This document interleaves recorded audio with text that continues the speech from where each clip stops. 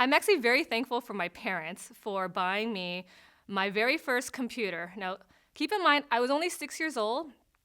Uh, this is back in the 80s, but I was 6 years old, and they bought me a Commodore 64.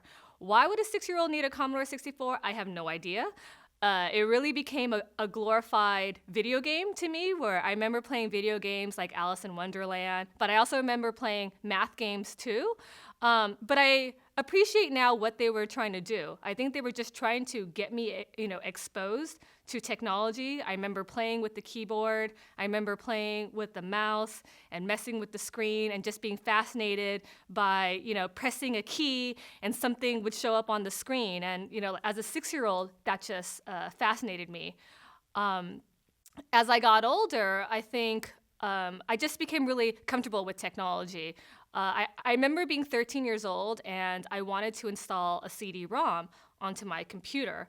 And at that time, that meant that you had to open up the computer cover and look at the motherboard. So I asked my mom to take me to the store. I picked out, or I think we spoke to the salesperson. I told them, that I wanted a CD-ROM, and they asked why. And actually, it was because I wanted to play video games. I wanted to play more video games like on the computer. And at that time, the best video games were on CDs. So I remember, I got the salesperson to help me pick out the right CD-ROM. I brought it home, and it came with a manual. So I was just following the instructions of, like get a screwdriver and take out the screws to open up the cover. This is what your motherboard may look like. Just look for these PCI slots, and all you got to do is, is to put these parts into these slots, and screw the cover back on, and you're done, right?